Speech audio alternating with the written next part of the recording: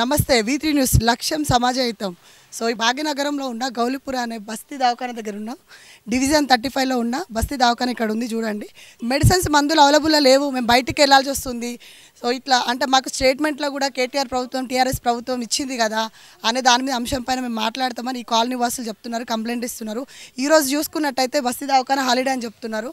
So అది తెలుసుకునే ప్రయత్నం చేద్దాము. ఇక్కడ అసలు ఏం జరుగుతుంది అంటే చూస్తున్నారని కొంతమంది చెప్తున్నారు. ఏంటి వాట్ ఈస్ వాట్ అనేది తెలుసుకునే ప్రయత్నం చేద్దాం. సో ఇక్కడ చూసుకున్నట్టయితే పాగా రాజేశ్వరరావు గారు ఉన్నారు. సో వాళ్ళు బీజేపీ అధ్యక్షులు అని చెప్తున్నారు. వాళ్ళ బస్తీ గురించి వాళ్ళ కాలనీలో ఉన్న ప్రాబ్లమ్స్ వాళ్ళు ఎక్స్ప్లెయిన్ చేయడానికి ట్రై చేస్తున్నారు. తెలుసుకుందాం. సార్ నమస్కారం సార్. సో చెప్పండి. నా పేరు పాగా రాజేశ్వరరావు. నేను భాగ్యనగర్ జిల్లా బీజేపీ ఎస్సీ మోర్చా అధ్యక్షుడిని. ఇది నా జిల్లా కిందికి వస్తుంది. నా దగ్గర కొన్ని బస్తీ దవాఖానాలు ఉన్నాయి. నా ఏరియా ఇప్పుడు నా డివిజన్లో చూసుకుంటే సుమారు 3 దవాఖానాలల్లో 3 బస్తీ దవాఖానాలల్లో సరిగా మందులు అవైలబుల్ లేవు. హరీష్ రావు గారు మన ఆరోగ్య శాఖ మంత్రి వాళ్ళు గొప్పలు చెప్తూ ఉంటారు. ఏంటంటే 57 రకాల డయాగ్నాస్టిక్ సెంటర్లు డయాగ్నాస్ చేస్తున్నాము, మరి ఏమో మందులు మాత్రం విపరీతంగా ఉన్నాయి, ఏ మందుల కొలత లేదని చెప్తున్నారు. ఇక నా ముందర చూసినట్టు మీకు మహిళలు కనిపిస్తారు. ఒకసారి కెమెరా అక్కడ చూపించండి. ఎంత ఇబ్బంది పడుతున్నారో చూడండి. వాళ్ళకు 57 రకాల డయాగ్నాస్ సెంటర్లో డయాగ్నాస్ చేస్తామన్నారు కదా, వాళ్ళకి ఎక్స్రే కావాలి, స్కానింగ్ రావాలి, మళ్ళీ ఏవి లేవు. వాళ్ళకు ఊరంతా తిప్పుతున్నారు. వాళ్ళు నిరుపేదలు, వాళ్ళు ఊరంతా తినుకుంటా ఆడ పోయి వస్తున్నారు. ఇక మందులు కూడా పెడియాట్రిక్ మందులు లేవు, పెడియాట్రిక్స్కి లేవు, యాంటీబయాటిక్స్ లేవు. ఓన్లీ ఉన్నాయంటే పారాసెటమాల్, మళ్ళీ సెట్రజిన్ టాబ్లెట్లు, క్లోరోఫెనల్ మ్యాలెట్లు, అంతే. అవే అంతే, అంతకు మించిన పారాసెటమాల్ సెట్రజిన్ తప్ప వేరే టాబ్లెట్లు లేవు. యాంటీబయాటిక్స్ ఏమన్నా బయటికి రాస్తారు, బయటికి వెళ్ళే తీసుకోవాలి. మళ్ళీ ఆయన అంటారు మందులు చాలా ఉన్నాయి, మేము ప్రజలకందరికీ అందుబాటులో ఉన్నాము, సుమారుగా 250 బస్తీ దవాఖానాలు ఆల్రెడీ పెట్టేసినాము అని చెప్తున్నారు. మరి ఈ బస్తీ దవాఖానాలు మందుల కొలత ఉంటే, మరి ఈ బస్తీ దవాఖానాలు మందుల కొలుతున్నప్పుడు మీరు ఎందుకు రావాలి ప్రజల మీ దగ్గరికి మిమ్మల్ని నమ్ముకొని? ఇవాళ చూసినట్టు శనివారం హాలిడే తీసుకున్నారు. మరి శనివారం రోజు కూడా ఎవరైనా డాక్టర్ని అవైలబుల్ పెట్టేసి ఒక డాక్టర్ని అవైలబుల్ పెడితే అయిపోతుంది కదా. అట్లీస్ట్ డాక్టర్ లీవ్ ఉన్నప్పుడు ఇంకోనన్నా సబార్డినేట్ ఓనర్ అవైలబుల్ చేస్తే వాళ్ళని ట్రీట్మెంట్ ఇస్తారు. వచ్చిన వాళ్ళకి మందులు ఏదో ఒకటి ఇచ్చి రేపటికల్లా పోస్ట్పోన్ చేయొచ్చు కదా. ఆ ఫెసిలిటీ లేదు. ఇంకోటి ఓపీ అంటారు. మన ఉస్మానియా హాస్పిటల్ లాగానే ఇక్కడ కూడా మార్నింగ్ 8 మధ్యాహ్నం 2 వరకే ఓపీ చూస్తామంటారు. అంటే మధ్యాహ్నం పొద్దున ఉద్యోగాలకు పోయి వచ్చిన వాళ్ళు సాయంత్రం వస్తారు, 4 గంటలకు వస్తారు, 3 గంటలకు వస్తారు. షిఫ్టింగ్స్ ఉన్న వాళ్ళు మధ్యాహ్నం 2 గంటల తర్వాత వస్తారు. వాళ్ళ ట్రీట్మెంట్ ఎలా మరి? అయితే వాళ్ళు ఉస్మానియాకి పోవాలా? ఇక్కడ ఓపీ చూడమంటారు. వాళ్ళు ఇంత దూరం వచ్చి మళ్ళీ నొప్పులతోటి రోగంతో మళ్ళీ వాపస్ పోయి మళ్ళీ తెల్లారి పొద్దున రావాలి. మళ్ళీ ఇది ఎంతవరకు న్యాయం అని చెప్పేసి హరీష్ రావు గారిని అడుగుతున్నాను. అదేవిధంగా ఈ స్కానింగ్లు ఇప్పుడు ఇంతకుముందు 57 అన్నారు, ఇప్పుడు 137, 127 చెప్తున్నాడు. మరి మా సోదరిమణులు ఉన్నారు, మహిళలు ఉన్నారు, వృద్ధులు ఉన్నారు. వాళ్ళకు ఎక్స్రే ఫెసిలిటీ కూడా లేదు. ఎక్స్రే కోసం నేను రాసిరు, చిట్టి కూడా ఉన్నది వాళ్ళ దగ్గర, స్లిప్ కూడా ఉంది. ఆ స్లిప్ పట్టుకొని వెళ్తే అక్కడ ఎక్స్రే లేదని చెప్పారంట. మరి ఇదెంతవరకు న్యాయం అని చెప్పేసి నేను అడుగుతున్నాను హరీష్ రావు గారిని. హరీష్ రావు గారు ఈ బస్తీ దవాఖాన పెట్టిరు, ఇందులో కేంద్ర ప్రభుత్వం భాగస్వామ్యం లేదా? నేను అడుగుతున్నాను మీకు సూటిగా. కేంద్ర ప్రభుత్వం భాగస్వామ్యం లేదే మీరు నడిపిస్తున్నారా? అట్లీస్ట్ కేంద్ర ప్రభుత్వ నిధులతోటన్నా మీరు ఈ మందులు అవైలబుల్ చేయాలని చెప్పేసి నేను ఈ V3 న్యూస్ పరంగా నేను కోరుకుంటున్నాను. హరీష్ రావు గారు ఇప్పటికైనా మీరు కళ్ళు తెరవండి. ప్రతి బస్తీ దవాఖానలో డయాగ్నోస్టిక్ సెంటర్ కానివ్వండి, లేదా మందులు కానివ్వండి, సౌకర్యాలు లేవు, అవి పూర్తి చేయండి. అలానే నేను ఇంకోటి ఏం కోరుకుంటున్నా అంటే, పాత బస్తీలో నిరుపేద ఏరియాలో ఏదవుతుందో అక్కడ కూడా 60 పడకలు కానీ 30 పడకలు కానీ బస్తీ దవాఖానాల్లో 30 పడకలు కానీ అవైలబుల్ చేయాలని చెప్పేసి V3 న్యూస్ వల్ల ఎంతో కోరుకుంటున్నాను. నమస్కారం. Thank you sir. Thank you. ఇక్కడ చూసుకున్నట్టయితే ఇక్కడ కాలనీలో ఉండే మహిళ తను మాట్లాడుతూ అంటున్నారు. సో మాకు ఇట్లా ప్రాబ్లమ్స్ ఉన్నాయి, చాలా ప్రాబ్లమ్స్ అని చెప్తున్నారు. సో అడిగి తెలుసుకుందాం. నమస్కారం అమ్మ. प्रॉब्लम इन कमर में दर्द है, आते जा रहे जाते रहे खाली गोलियां, आठाने चाराने की गोलियां भी बाहर से लिख के दे रहे। ऐसा रहे तो कैसा? फिर हमारे बस्ती के दवाखाने में कुछ भी रेस्पॉन्स नहीं है तो कैसा होगा? लोग जाके देखो जाओ, दूसरी जगह जाके देखो जाओ, कैसा बता रहे। इतनी चीज़ को भी हो तो जाके उन लोगों को रेस्पॉन्स देकर अम्मा बैठो अम्मा करके बोलते जा रहे। तो हमारे यहाँ पर हमारे ओल्ड सिटी में कुछ भी नहीं है। हमारे ओल्ड सिटी में हरीश राव सर को हम नमस्कार करके बोलते हैं, हमारे लिए कुछ भी रिस्पांस करके ज़रा आप लोग दारियाँ करो। औरत बच्चियाँ रहते बाहर लेके जाना वो तो प्रॉब्लम होता। किसी को हाथ होता, किसी को हाथ नहीं होता। नहीं है बोल तो गरीबा है बोल तो कैसा होगा? गरीबों को कुछ नहीं रखे सो ऐसे वाला भी उत्तर होगा, नहीं वाला भी उत्तर होगा बोल तो कैसा होगा ये? आप कुछ भी रिस्पांस लो यहाँ पर आके ज़रा एक बार आके देखो। ये झाड़ों के पास भी कचरा बिचरा ये सब क्या है? ये आके आप लोग देखो। आपके लोग हैं, आपके लोग आके बताओ करो। बच्चियां हैं, जवान बच्चियां ओल्ड सिटी लेकर बाहर जाओ, उस्मानिया को लिख देते, उस्मानिया में लेके जाके उस्मानिया में जाने वाले तो फिर यहाँ कहीं कुदाले भाई।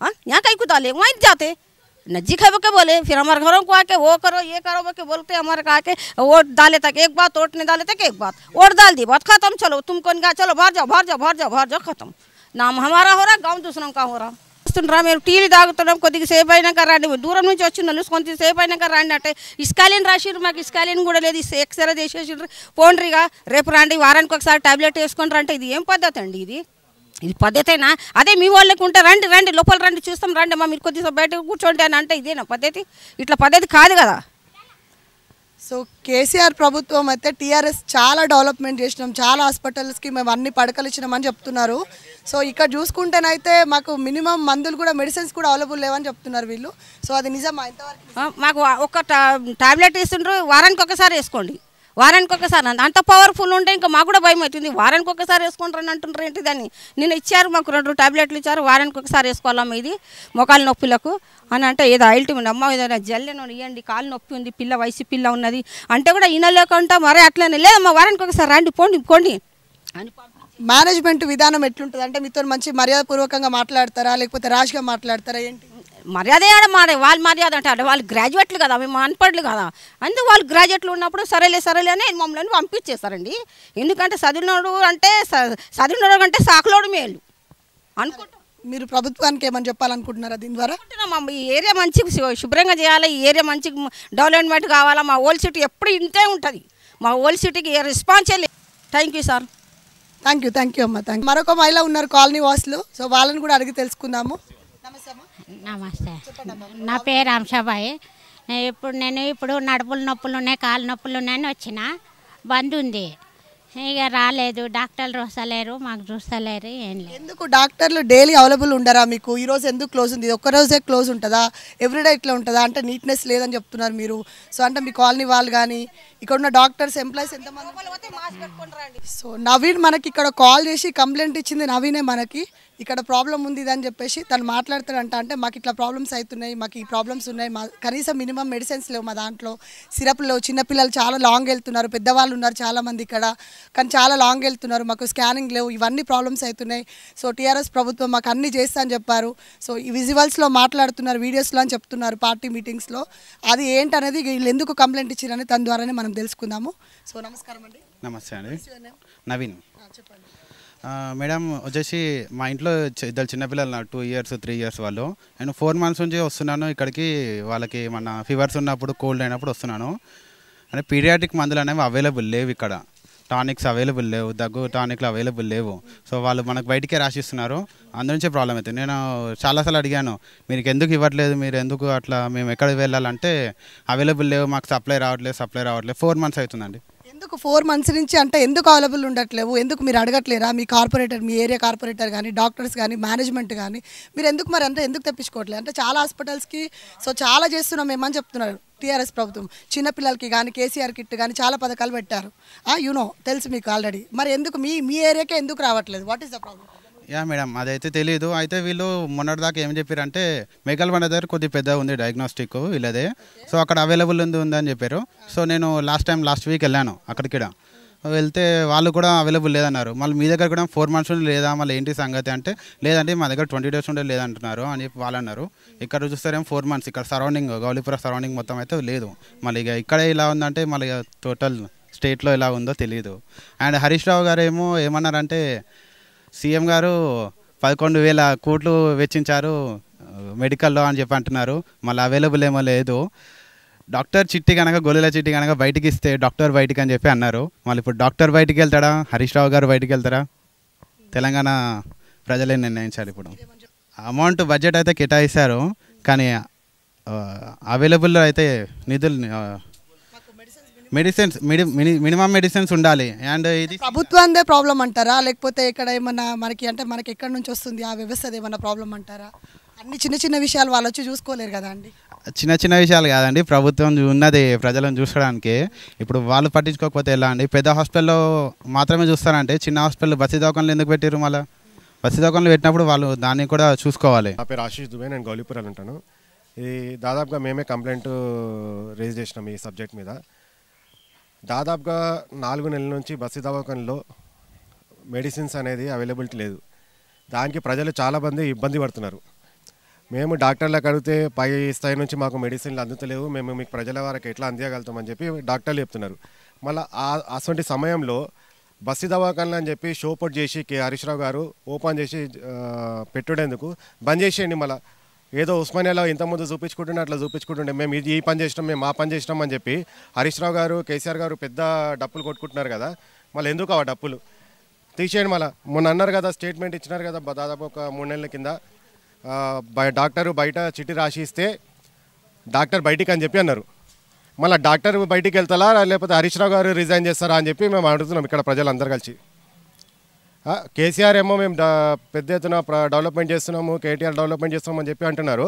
ప్రజలకు ఏం డెవలప్మెంట్ చేస్తున్నారు, ఇబ్బంది అది ఏం డెవలప్మెంట్ చేస్తున్నారు? ఇక్కడ దాదాపుగా చుట్టుముట్టు మొత్తం ఎంఐఎం ఉన్నది. ఎంఐఎం కార్ స్టీరింగ్ ఎవరి చేతిలో ఉంది? ఎంఐఎం చేతిలో ఉంది. ఇక్కడ ప్రజలందరూ కలిసి ఓట్లేసి గెలిపిస్తే ఇక్కడ గౌలిపుర డివిజన్కి ఫండ్లు అనేది వాటర్ వర్క్స్ కానివ్వండి, మున్సిపల్ కానివ్వండి, ఎలాంటి డెవలప్మెంట్ చేయట్లేదు. ఎందుకు? మీ టీఆర్ఎస్ ఎంఐఎంఐ ఒకటి ఐక్యమై ఇక్కడ ఉన్న హిందువులకు అందరినీ ఇబ్బంది పెడదామని చెప్పా, ప్రజలకు ఇబ్బంది పెడదామని చెప్పా. దాదాపుగా 34 ఏళ్ళ నుంచి అయితే డ్రైనేజ్ వాటర్ ఉందో అప్పటి జనాభాకి ఇప్పటి జనాభాకి మీరు చూసుకోవాలి. మొత్తం బస్తీ దవాఖానాలో కూడా మొత్తం ప్రైవేట్గా అయిపోయింది. ఇష్టం వచ్చినట్టు చూస్తున్నారు. పెద్ద ఏజ్డ్ పర్సన్స్ వస్తున్నారు, చిన్న చిన్న పిల్లలు ఉంటారు, వాళ్ళకి అంది సౌకర్యాలు ఇచ్చిన అని చెప్పి బస్తీ దవాఖానలో చెప్పినారు. కానీ ఇప్పటి వరకు కావాలంటే హరీష్ రావు రండి, లేకపోతే వాళ్ళ టీంని పంపేయండి, ఒక్కసారి అన్ని బస్తీ దవాఖానలో విజిట్ చేయండి. ఇక్కడ ఎలాంటి ఫెసిలిటీస్ లేవు. ఇంకోండి చాలామంది ఇట్లా ఏజ్డ్ పర్సన్స్ వస్తున్నారు. ఇక్కడ రండమ్మ, ఇక్కడ ఏజ్డ్ పర్సన్స్ వస్తున్నారు. వాళ్ళకు ఎప్పుడు హార్ట్ కానివ్వండి, షుగర్ కానివ్వండి, కంటిన్యూ మెడిసిన్స్కి వేస్తే బయట చిట్టి రాసిస్తున్నారు. నాకు వాట్ ప్రాబ్లం ఉంది, ఒక వాలు వీక్ అయిందని ఎంజాయ్ చేసిండ్రు. నెలకు ఒకసారి రమ్మన్నారు.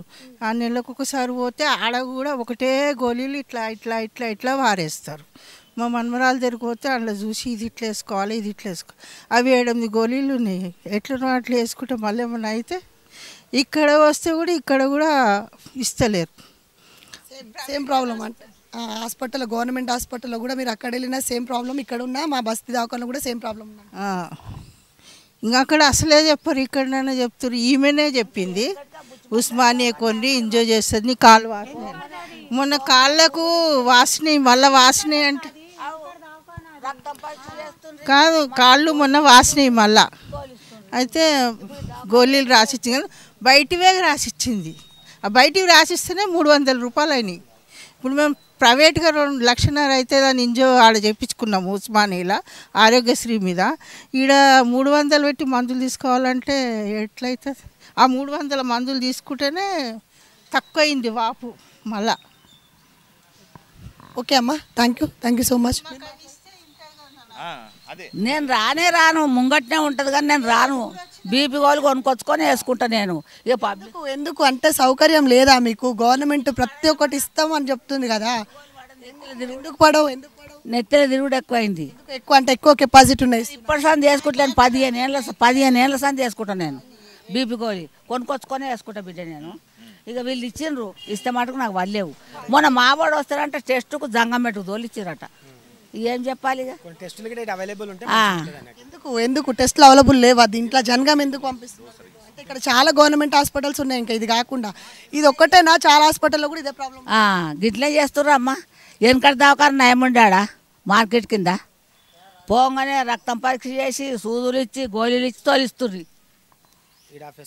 ఈడ లేదు, ఏం చేయరు. ఇది ఏంటంటే మేము ఇదే బస్సులో ఉంటాం.